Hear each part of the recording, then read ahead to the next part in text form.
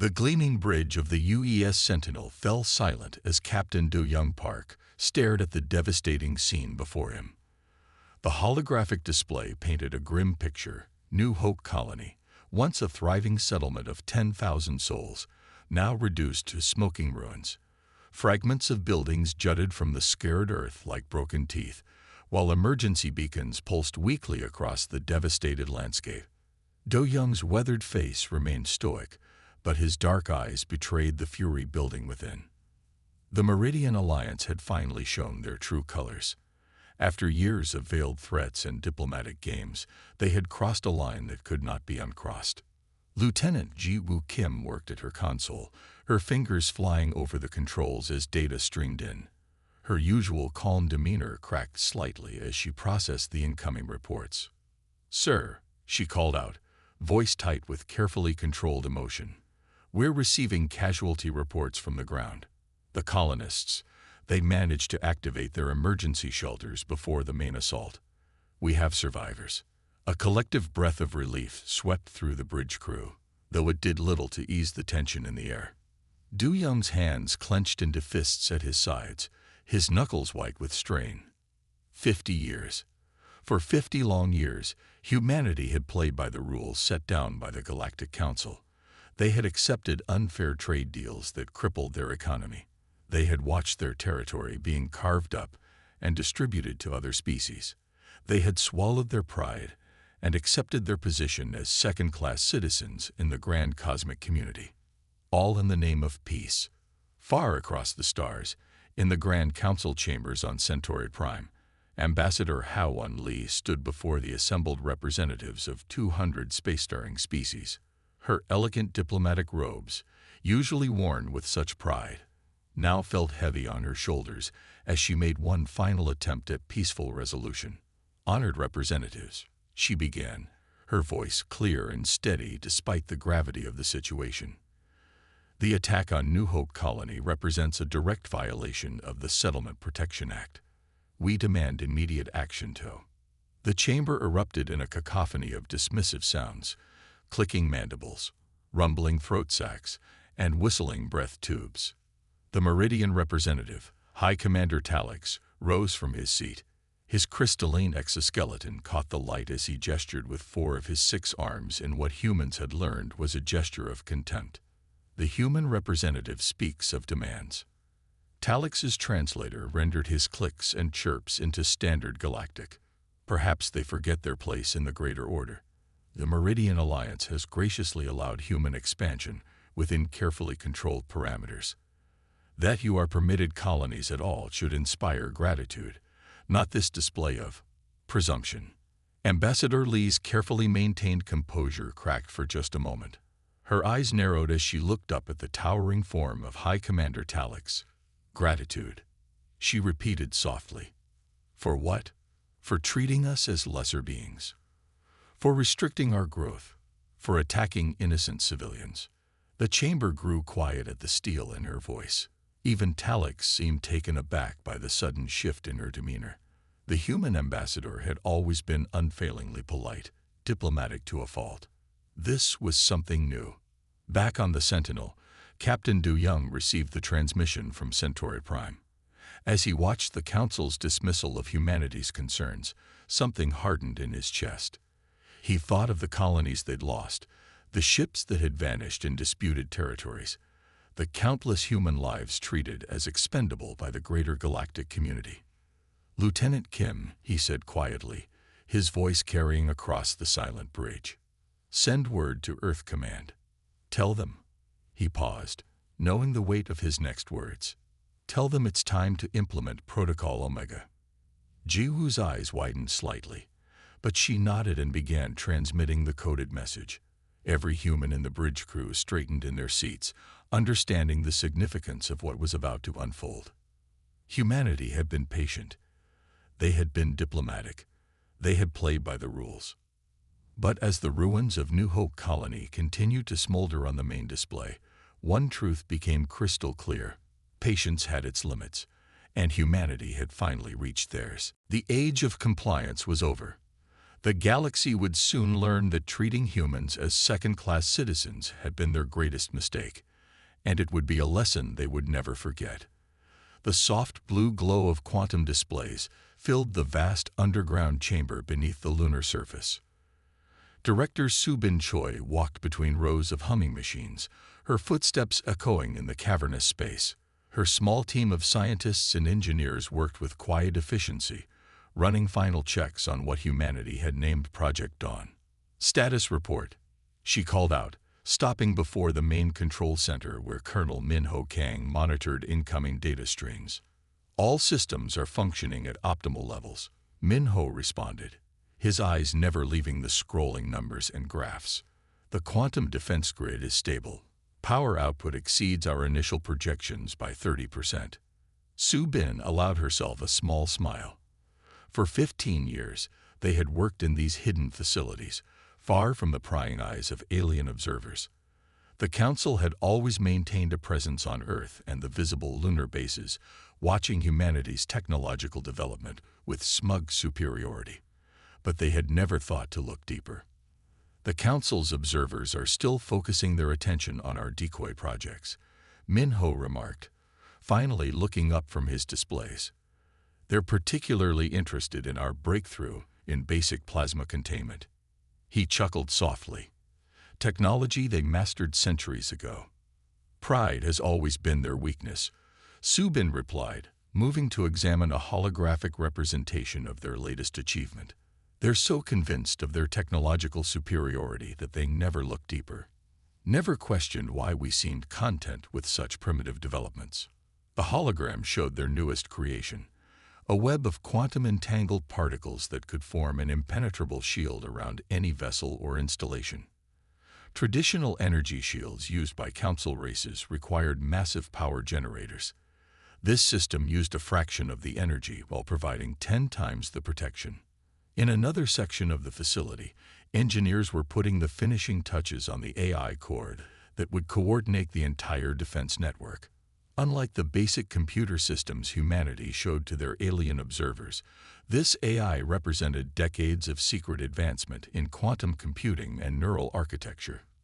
"Director," called out one of the younger engineers, "you'll want to see this. The latest test results from the Jupiter shipyards just came in." Soo-Bin moved to the new display, Min-Ho following close behind. The data showed the performance metrics of their first full-scale prototype vessel, currently hidden in orbit around Jupiter's moon Europa. The ship incorporated everything they had developed in secret: the quantum shields, advanced AI systems, and engines that bent the rules of physics in ways that would make Council scientists question their understanding of the universe.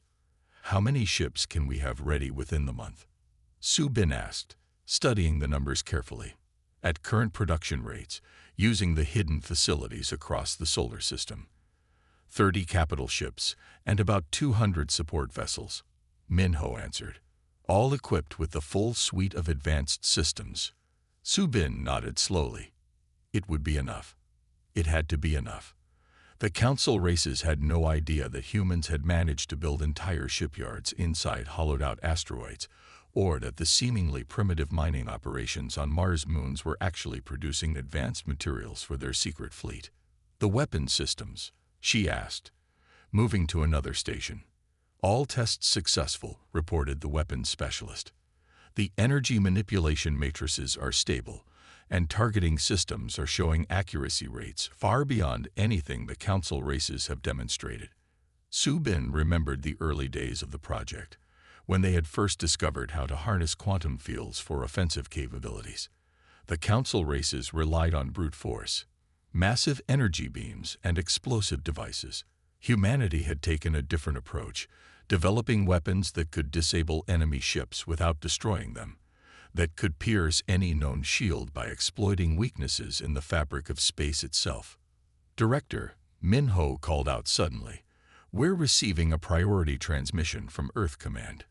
It's coded under Protocol Omega." The room fell silent. Everyone knew what that meant. Somewhere above them, humanity had finally reached its breaking point with the Council's treatment. "It seems," Soo-Bin said quietly, that the time for preparation is over.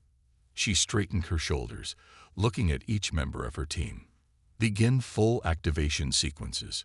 Contact all hidden facilities. Project Dawn is now operational. As alerts began sounding throughout the facility, Subin watched her people move with practiced efficiency. For years, they had worked in secret, developing technologies that would ensure humanity's survival and independence. Now, finally, they would show the galaxy what humans were truly capable of. The time for hiding was over. The time for action had begun. The massive transport ship drifted through the Sirius sector, its hull marked with the standard commercial logos of the Earth merchant fleet. To any observer, the vessel appeared to be just another slow-moving cargo hauler, the kind that regularly fell prey to the sector's notorious pirates. Captain Jayun sat in her command chair aboard the UES Dauntless, though officially the ship was registered as the merchant vessel Starlight. Her crew maintained perfect silence as they tracked the 5 pirate vessels closing in on their position. "They're taking the bait," her tactical officer whispered, watching the pirate ships move into an attack formation. "Standard pincer approach." Jayun nodded slowly, keeping her expression neutral despite the anticipation building in her chest. For months, these pirates had been terrorizing human shipping lanes, always seeming to know exactly which vessels to target and when to strike. The Council had expressed deep concern about the situation while doing nothing to stop it. "Incoming transmission," reported her communications officer.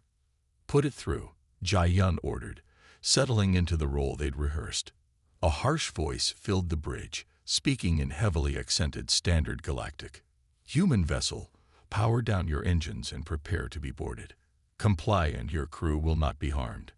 Jayun activated her response channel, making sure to add a tremor of fear to her voice.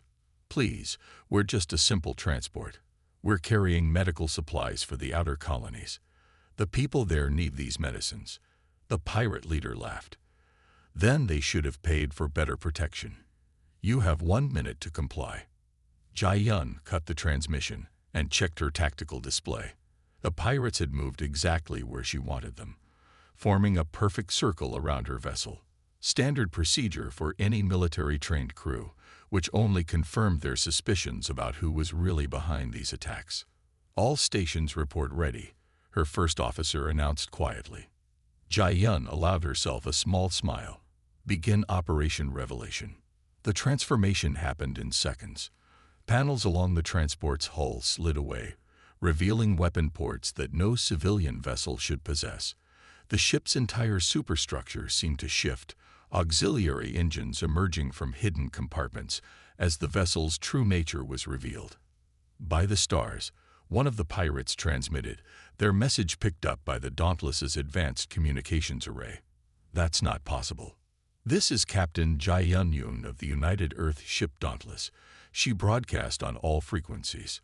"Your vessels are now targeted by weapons you cannot detect or defend against. Power down your ships immediately or face the consequences." The pirates responded with energy weapons, their beams splashing harmlessly against shields that shouldn't have existed according to known human technology. Jayun nodded to her tactical officer. The Dauntless's response was precisely calculated. Quantum-guided energy pulses struck each pirate vessel exactly where needed to disable their engines and weapons without risking crew casualties. Secondary beams disrupted their communications and sensor systems. In less than 30 seconds, 5 supposedly superior alien vessels hung helpless in space. "Launch boarding teams," Jayun ordered. "I want every piece of evidence documenting who they really work for." As her crews secured the pirate vessels, they found exactly what Earth Command had suspected: Council-made weapons, military-grade navigation systems, and most importantly, communication logs linking them directly to certain Council members. Within hours, the captured pirates and all evidence were transferred to a heavily armed Earth fleet convoy that seemed to appear from nowhere. Jayun knew the Council would receive word of this incident soon, and she could already predict their response. They would dismiss it as luck. They would claim the pirates were using outdated equipment. They would find some way to explain how a simple human transport could defeat 5 well-armed raiders without acknowledging the truth staring them in the face. "Send the combat logs to Earth Command," she ordered. "They'll want to see how the new systems performed in actual combat." Her first officer smiled as he compiled the data. The Council races still think we're centuries behind their technology. Today was just a tiny demonstration of how wrong they are. Jai-Yun looked out at the disabled pirate ships. "They've spent so long looking down on us that they've forgotten a basic truth about humans. We're our most dangerous when people think we're harmless." The Dauntless's engines hummed to life, their quantum-enhanced drive system allowing them to move in ways that defied conventional physics. As they headed for their rendezvous point, Jai-Yun thought about the changes coming to the galaxy. This small operation was just the beginning. Across human space, ships like the Dauntless were taking up positions. Hidden facilities were going into full production. The carefully maintained facade of human technological inferiority was about to be shattered. The Council would dismiss today's events as lucky human ingenuity. They would continue to underestimate and belittle humanity's capabilities. And that would be their last mistake. The grand doors of the Galactic Council chamber swung open as Ambassador Ha-Won Lee entered. Her steps echoed through the vast circular room, drawing the attention of 200 alien representatives. Unlike her previous appearances, she wore a simple black suit instead of traditional diplomatic robes. No signs of deference or submission today. The council members shifted in their seats, their various appendages and sensory organs tracking her movement. Some clicked their mandibles in disapproval at her change in attire. Others whispered among themselves about this breach of protocol. High Commander Talix's crystalline form caught the light as he leaned forward in his elevated seat. "The human representative appears to have forgotten proper diplomatic dress code," he announced, his translator converting his clicks into standard galactic. Ha-Won didn't acknowledge the comment. Instead, she placed a small device on the speaker's podium. With a touch, it projected a massive holographic display visible to all council members. "What you are seeing," she began, her voice steady and cold, "is evidence gathered over 50 years of systematic discrimination and attacks against human colonies." The display showed detailed records of pirate attacks, complete with communication logs linking the raiders directly to council members. Trade agreements revealing how human worlds have been deliberately isolated from major economic routes. Military reports documenting unprovoked attacks on human settlements. "For half a century, humanity played your game," Ha-Won continued, advancing through the evidence. "We accepted unfair treaties. We endured restrictions on our growth. We watched our people die, while you claimed to investigate incidents you yourselves orchestrated." Murmurs spread through the chamber. Some representatives shifted uncomfortably as their own communications appeared in the display. Others maintained their usual air of superiority, clearly believing there would be no consequences for their actions. "The attack on New Hope Colony was your last mistake," Ha-Won declared, bringing up footage of the devastation. "No more diplomatic requests, no more polite negotiations. Humanity's patience has reached its limit." High Commander Talix rose from his seat, his crystalline body vibrating with anger. "You dare threaten this council? Your species barely understands basic space travel. You should be grateful we allow you any voice here at all." Ha-Won's lips curved into a cold smile. "Allow me to be clear," she said, her voice carrying to every corner of the chamber. "You have 48 hours to acknowledge these crimes and agree to fair reparations. After that, humanity will take matters into our own hands." The chamber erupted in laughter. Different species expressed amusement in their own ways, clicking, whistling, rumbling, flashing colors. The sound echoed off the ancient walls like a storm. "Perhaps," Talix suggested, his translator barely containing his contempt, "the human should be removed from the chamber for this display of insolence. They clearly need another lesson in their proper place in the galactic order." Ha-Won's expression didn't change as she activated another hologram. This one showed the recent incident in the Sirius sector. 5 advanced pirate vessels, disabled by a single human ship in less than 30 seconds. "That was just one ship," she said quietly, yet her voice cut through the diminishing laughter. "One ship revealing a fraction of what we're capable of. Would you like to see more?" The laughter died completely as the council members studied the combat footage. Some of them began accessing their own data feeds, confirming the incident. 48 hours, HFY repeated, deactivating the holograms. Acknowledge the crimes, agree to reparations, or discover exactly how much humanity has been hiding while you were all so busy looking down on us. She turned and walked toward the exit, ignoring the growing chaos behind her. Council members were shouting, demanding explanations, arguing among themselves. Talix was calling for her arrest.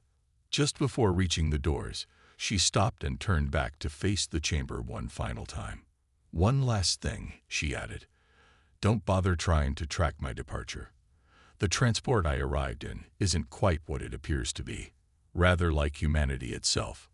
With that, she left the council chamber, the massive doors closing behind her with a resonant boom. As she walked through the corridors of the council building, her communicator buzzed with a message from Earth Command. "Operation Revelation is ready," it read. "Awaiting your signal." HFY sent a single word in response: "Proceed." Across human space, hidden facilities went to full alert. Vessels emerged from secret shipyards. Defense systems powered up. Everything humanity had developed in secret was about to be revealed. The Council had 48 hours to make their choice. But deep down, HFY knew they would make the wrong one. Their pride wouldn't let them do anything else. And then they would learn just how expensive that pride would be. Admiral Tahoe Song stood on the bridge of the UES Determination, watching as the final countdown appeared on the main display. The massive warship hung in the darkness of space, hidden from conventional sensors by technology the Council races had never imagined possible. "All fleet elements report ready," his executive officer announced. "Quantum synchronization complete. Awaiting your command, sir." Tahoe took a deep breath, remembering all the years of preparation that had led to this moment. "Send the activation code. Operation Thunderclap begins now." Across human space, hundreds of advanced warships dropped their stealth fields simultaneously. They appeared like ghosts in the night, materializing at precise coordinates near every major military installation controlled by the hostile Council powers. On the Meridian homeworld, orbital defense operators stared in disbelief as 30 human vessels simply appeared around their main fleet base. These weren't the primitive ships they were used to seeing. These vessels moved in ways that seemed to ignore the laws of physics, their hulls gleaming with technology far beyond anything the Council races possessed. "Remember," Tahoe broadcast to all fleet elements, "minimal civilian casualties. We're here to end a threat, not become one. Precision strikes only." The human fleet moved with devastating efficiency. Quantum-guided weapons pierced supposedly impenetrable shields. AI-driven targeting systems disabled enemy vessels with surgical precision, leaving crews shaken but alive. On a Meridian battle station, the commander watched in horror as human boarding teams simply appeared inside their secure command center, bypassing all defenses. The humans moved with practiced efficiency, securing the facility before anyone could even reach their battle stations. "This is impossible," the commander protested as he was taken into custody. "Your species doesn't have this technology. You can't have this technology." The human team leader just smiled. "You'd be amazed what people can develop when you underestimate them long enough." Back on the Determination, Tahoe monitored the operation's progress. Green lights flashed across his tactical display as one installation after another fell to human forces. The Council races had built their defenses to stop enemy ships from getting close. They had never imagined forces that could simply appear inside their perimeter. "Sir," his communications officer called out, "we're receiving surrender signals from multiple installations. They're requesting terms." Tahoe nodded. "Send them the standard message. Full surrender and cooperation will be met with fair treatment. Resistance will be met with overwhelming force." On planet after planet, The story repeated itself. Military bases that had stood for centuries fell in minutes.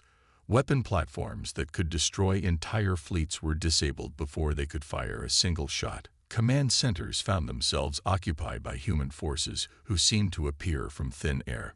"Admiral," his executive officer reported, "Phase 1 is complete. All primary military targets have been neutralized. Casualty reports show minimal loss of life on either side."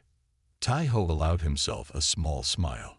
This was what humanity had been working toward, not just the ability to win, but to win without becoming the monsters the Council had always claimed they were. "Begin Phase 2, he ordered. "Have our diplomatic teams begin negotiations with local authorities. Make it clear that we're not here for conquest. We just want a fair galaxy for everyone." Reports continued to flood in from across space. The Council races were in chaos, their carefully maintained image of superiority shattered in a single coordinated strike. Some were already reaching out through back channels, eager to establish new relationships with this suddenly revealed human power. "Sir," his sensor officer called out suddenly, "we're detecting a large fleet approaching from the Meridian capital. They appear to be on an attack vector." Tai-Ho studied the tactical display. The Meridian fleet was impressive. Nearly 1,000 ships of various sizes, all carrying what the Council considered their most advanced weapons. "Send them a warning," he ordered. "One chance to stand down." The Meridian fleet responded by opening fire. Their energy weapons and projectiles streaked across space toward the human ships. Tai-Ho sighed. "Execute Defense Pattern Alpha." The human fleet didn't dodge or return fire. Instead, the incoming attacks simply ceased to exist, disappearing into quantum fields that the human ships projected. The Meridian fleet found themselves facing an enemy that their weapons couldn't touch. "Final warning," Tai-Ho broadcast to the enemy fleet. "Stand down, or we will be forced to disable your vessels." When no response came, he gave the order.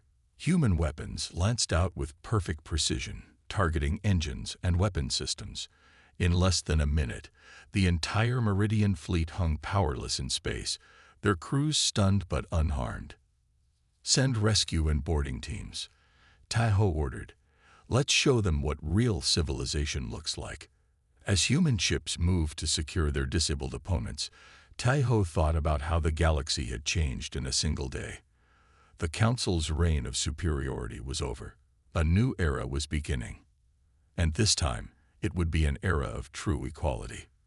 A crowd of alien journalists gathered in the vast chamber beneath the Martian surface, their various sensory organs taking in the stunning array of technology before them. Some floated on gravity platforms, others stood on specialized appendages, but all focused intently on Director Su-Bin Choi as she led them through humanity's hidden achievements.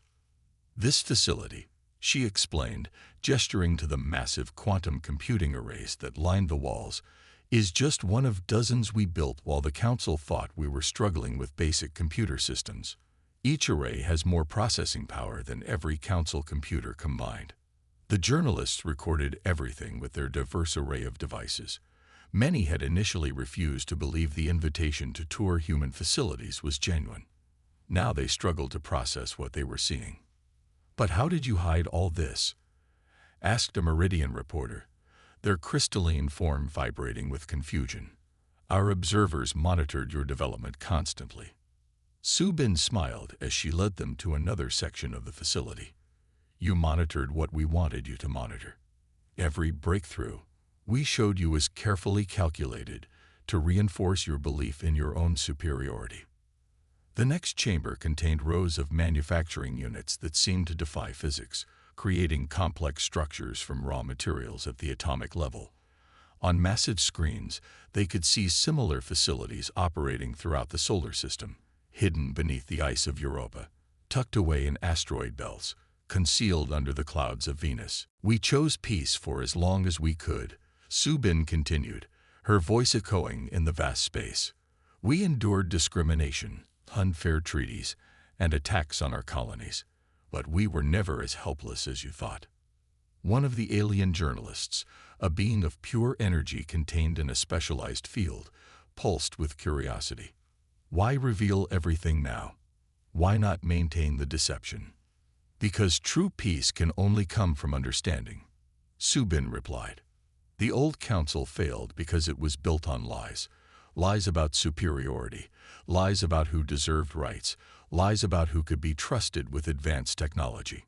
She led them to a final chamber where a holographic display showed the ongoing reformation of the Galactic Council. Old power structures were being dismantled. New laws were being written, ensuring equal treatment for all species. Trade restrictions that had kept developing worlds in poverty were being lifted. Humanity could have used our hidden strength for conquest. Subin explained. We could have taken revenge for decades of mistreatment. Instead, we chose justice, real justice, not the facade the old council maintained. The journalists watched as another display showed the first joint human-alien technological project. Scientists from a dozen species worked together, sharing knowledge that had previously been hoarded by the powerful. Your quantum technology, a multi-limbed researcher asked. You'll share it with others? Of course, Subin answered, but only with those who prove they'll use it responsibly. No more automatic privileges based on species. No more artificial barriers to advancement. As if to demonstrate her point, she activated a nearby console. The air shimmered as an AI interface manifested, far more advanced than anything the council races had developed. It began explaining how humans had merged artificial intelligence with quantum systems, creating something entirely new. The galaxy is changing, Subin told her audience. The old order based on fear and superiority is gone.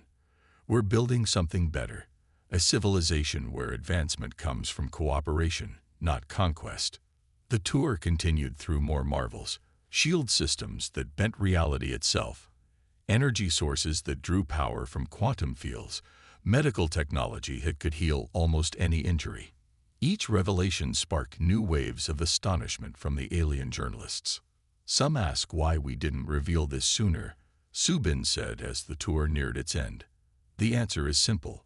We needed to be sure we could protect what we built. Not just the technology, but the principles behind it. Technology without wisdom is just another weapon. She turned to face the assembled journalists directly. Tell your people this. Humanity's patience wasn't weakness. Our compliance wasn't submission. We were learning, growing, preparing for the day we could help build a better galaxy. That day has finally come. As the journalists began filing out, many still processing what they'd seen, Subin received a message from Earth Command. The last of the old council's military installations had been converted to joint species research centers.